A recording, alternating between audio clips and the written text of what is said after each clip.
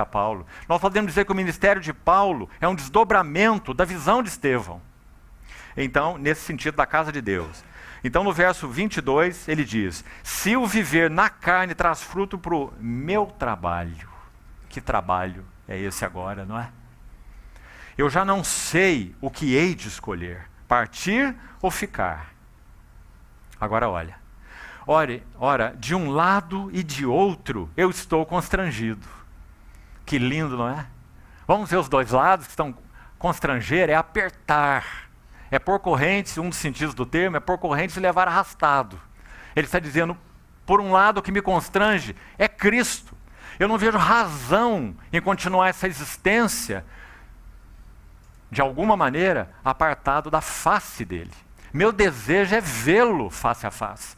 Partir, ele vai dizer à frente, e estar com Cristo, o que é incomparavelmente melhor. Então aí está o primeiro constrangimento de Paulo, é o que ele quer. Mas ele tem um outro na igual medida. Ele vai dizer, entretanto, se ainda permanecer na carne, traz fruto para o meu trabalho, eu não sei o que eu hei de escolher. Que coisa preciosa, irmão. Porque agora olha o que ele vê. Quando ele vê que ele está tão constrangido em estar com Cristo, ele conhece Cristo bem, meus amados irmãos. Então sabe o que ele vê? Ele sabe que no coração de Cristo, o Cristo que ele ama, o Cristo que o ganhou, tem alguém. E esse alguém se chama igreja. Então ele diz, se viver na carne traz fruto para o meu trabalho, eu não sei o que hei de escolher. Mas olhe, veja mais. 23. Ora, de um e de outro lado eu estou constrangido, tendo o desejo de partir e estar com Cristo, que é incomparavelmente melhor. Mas, olha aí, por vossa causa. Mais um aspecto profundamente sondador. E por que estamos lendo esse texto no contexto do quarto relato sobre Mateus ou Levi, que é objeto do nosso estudo? Porque foi exatamente isso que Levi entendeu, meus irmãos. Quando ele coloca seus bens e sua casa e enche de todo esse povo, introduz todos eles e os coloca diante de Jesus. Esse homem que estava absorvido por alto interesse, agora ele foi conquistado pelos interesses do Senhor. Então ele tem um novo foco, ele tem uma nova ocupação, ele tem um novo interesse. Não está claro? E você está vendo a mesma coisa na vida de Paulo. Por vossa causa, é mais necessário eu permanecer na carne.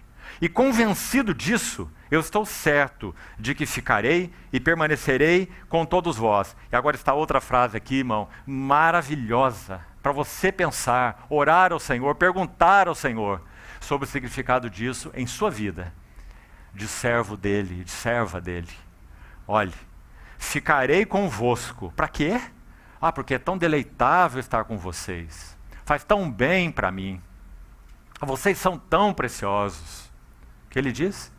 É para o vosso progresso e gozo da fé. A fim de que aumente, quanto a mim, o motivo de vos gloriardes em Cristo Jesus. Vá lendo com cuidado. Paulo está dizendo que quanto então mais ele permanecesse, até quando o Senhor deliberasse que ele deveria permanecer. Ele iria ser um instrumento de progresso espiritual para os filipenses e para as outras igrejas, sem dúvida. Ele seria um instrumento de gozo da fé, verso 25. É por isso que ele entende que ele ainda deve permanecer, não tem outro motivo. Quais são os nossos motivos, irmãos? Então ele diz, a fim de que aumente, quanto a mim, Paulo, o motivo de vos gloriardes em Cristo. Então, quanto mais ele os alimenta, quanto mais ele cuida deles, quanto mais ele ministra Cristo para eles, mais ele tem regozijo neles, porque eles estão crescendo, eles estão avançando, eles não estão aí paralisados, se contentando com o que são, não é? Motivados por si mesmos.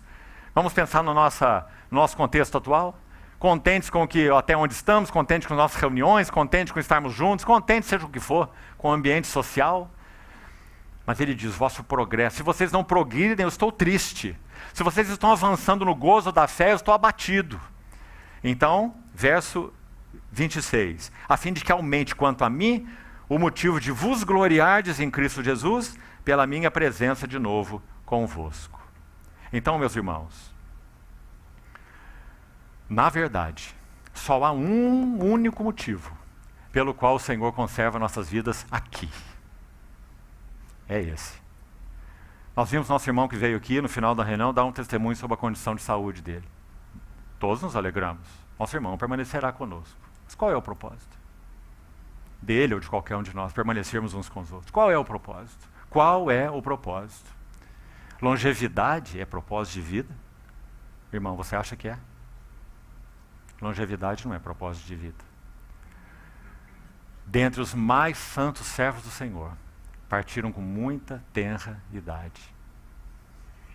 David Brainerd, o genro de Jonathan Edwards, partiu para o Senhor com 29 anos de idade, porque ele adoeceu pregando o evangelho entre os índios. Meus irmãos, deixem-me terminar com mais um relato.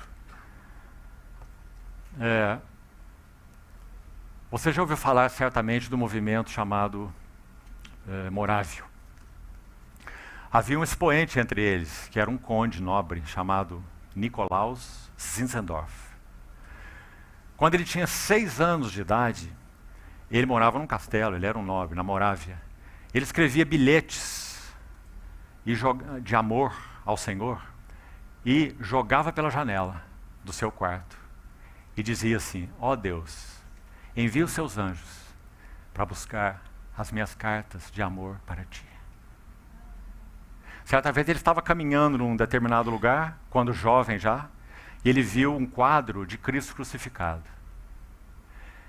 E naquele quadro estava escrito assim: isso eu fiz por ti, que fazes tu por mim? E aquilo falou de uma maneira tão profunda no seu coração, que ele então, adiantando a história, ele abriu suas terras para acolher irmãos que estavam perseguidos em toda a Europa. Irmãos de diversos contextos e convicções ou confissões de fé, acolhendo nas suas terras. É claro que isso, por um lado, foi maravilhoso, por outro lado, você pode imaginar a confusão, não é? Confissões de fé, dardos da esquerda, dardos da direita, não é? E eles se reuniam para partir do pão, e o partir do pão não tinha ambiente espiritual. Então, numa manhã, num domingo, às 9 horas da manhã, eles se reuniram para o partir do pão, e o Senhor colocou sua palavra de modo muito especial na boca de Zinzendorf. E após ele terminar a sua ministração da palavra ali, todos aqueles irmãos estavam dobrados em prantos diante do Senhor. E assinaram, entenderam de fazer um documento e assinar que eles nunca mais, além de outros itens, eles entrariam em disputas doutrinárias com relação à sua fé. Mas eles iriam se entregar ao Senhor em verdadeira devoção. Aquela reunião de oração se iniciou naquele dia e durou 100 anos, ininterruptamente. Os morávios enviaram missionários para todas as nações, quase todas as nações, mais do que a igreja havia enviado desde a Reforma. 200 anos. Por 200 anos, a igreja enviou missionários, e os morávios enviavam mais missionários do que a igreja por 200 anos. Então há muitas histórias maravilhosas aí. Vou relatar uma delas e nós concluímos. Uma mãe, entre eles, tinha 3 filhos. Então, o seu primeiro filho disse que tinha um fervor no seu coração de ir a nações estrangeiras e pregar o evangelho. Então ele foi enviado.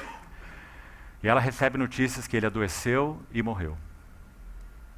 O segundo filho, a mesma coisa. Teve o mesmo encargo, também foi enviado, adoeceu e morreu. O terceiro filho, a mesma coisa, o seu último filho, também foi enviado para essas nações, regiões inóspitas, e ele também adoeceu e morreu. E quando o terceiro filho partiu para o Senhor, essa irmã foi encontrada em prantos. Então um irmão chegou para consolá-la, porque ela havia perdido todos os seus filhos. Então ela disse assim a ele: irmão, eu não estou chorando porque meus filhos foram tomados pelo Senhor. Eu estou chorando